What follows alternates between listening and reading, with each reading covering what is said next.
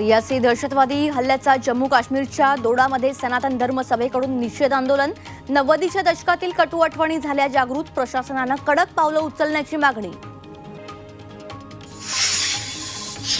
पुलवामात आढळला स्फोटकांचा मोठा साठा, 6 किलोचे 2 IED, AK-47 रायफल आणि पिस्तूल जप्त। लष्कर आणि CRPFच्या तपासणीत दहशतवाद्यांना मदत करणाऱ्यांकडे शस्त्रास्त्रांचा ढीग।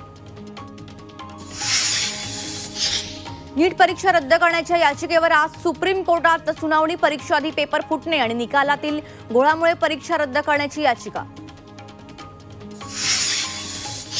ओडिशामध्ये उद्या होणार शपथविधी सोहळा, पंतप्रधान मोदीही राहणार उपस्थित। आज दुपारी 4:30 वाजता विधिमंडळ पक्षाची बैठक।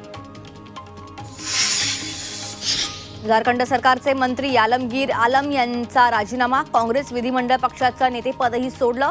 भ्रष्टाचाराच्या आरोपाखाली गेल्या महिन्यात आलमगीर यांना ईडीने केली होती अटक। उत्तर पश्चिम आणि पूर्व भारतात आणखी एक आठवडा उष्णता कायम राहणार। बिहारमधील सर्व शाळा 15 जूनपर्यंत बंद। WHO कडून गाझामधील रुग्णालयांना मदत जाहीर, 2 आठवड्यांसाठीचा वैद्यकीय साहित्य गाझाकडे रवाना।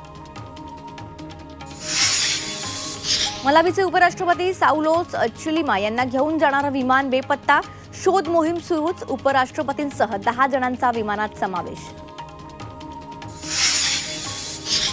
अमेरिकेतील मियामीत 4 मजली इमारतीला भीषण आग, पोलीस आणि फायर ब्रिगेडनं बाल्कनीतून लोकांना काढलं इमारतीबाहेर, शहरभर धुराचे लोट।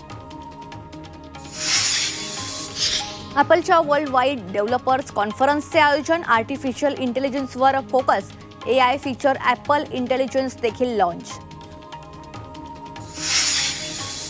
मे महिन्याच्या इक्विटी म्युच्युअल फंडात 34,697 कोटी रुपयांची गुंतवणूक, एप्रिलच्या तुलनेत 83% अधिक। मक्केच्या परेड ग्राउंडमध्ये सौदी अरेबियाच्या सुरक्षा दलाकडून संचलन, हज यात्रेसाठी जगभरातून यात्रेकरूंची गर्दी। सोनाक्षी सिन्हा 23 जून रोजी झहीर इक्बाल सोबत अडकणार लग्नबंधनात। शिल्पा शेट्टीच्या रेस्टॉरंटमध्ये मोजक्या लोकांमध्ये पार पडणार लग्न सोहळा।